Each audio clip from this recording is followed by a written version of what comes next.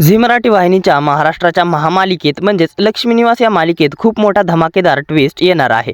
या मालिकेत 7 वर्षांचं लीप येणार आहे। या 7 वर्षानंतर दुरावलेली नाती जोडायचं ठरवलंय असं कॅप्शन देत झी मराठी वाहिनीने लक्ष्मी निवास या महामालिकेचा धमाकेदार प्रोमो जाहीर केला आहे, ज्यामुळे प्रेक्षकांमध्ये देखील आता उत्सुकता निर्माण झाली आहे आणि हा प्रोमो पाहून प्रेक्षकांच्या देखील उत्तम प्रतिक्रिया आलेल्या आहेत। तर काय आहे प्रोमो आणि लक्ष्मी निवास या मालिकेत पुढे काय घडणार आहे पाहूयात याबद्दलची पूर्ण माहिती या व्हिडिओमध्ये।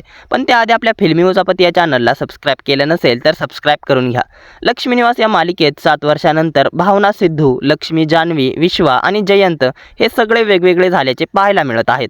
त्यामध्ये भावना तिच्या 2 मुलींसह अलिशान घरामध्ये राहताना दिसते आणि लक्ष्मी आणि भावनामध्ये झालेल्या गैरसमजामुळे त्यांच्यात ताटातूट झालेली आहे। भावना लक्ष्मीला तिच्या वडिलांच्या मृत्यूला जबाबदार धरते।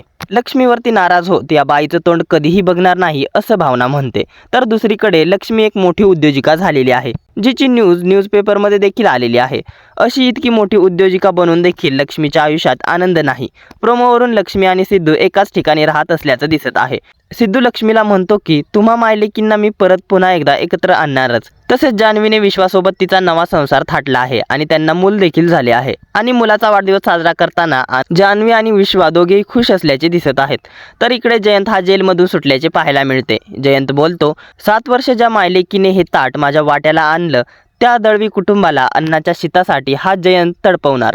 दरम्यान नाती जोडायचं ठरवलंय असं कॅप्शन देत झी मराठी वाहिनीने महाराष्ट्राची महामालिका लक्ष्मी निवास 15 ऑगस्ट पासून दुपारच्या अध्यायामध्ये दुपारी 1:30 वाजता प्रदर्शित होणार असल्याचे जाहीर केले आहे। दरम्यान लक्ष्मी निवास या मालिकेच्या आगामी ट्विस्टसाठी तुम्ही उत्सुक आहात का? या मालिकेचं 7 वर्षानंतरचं लीप तुम्हाला आवडलं का? हा प्रोमो तुम्हाला कसा वाटला?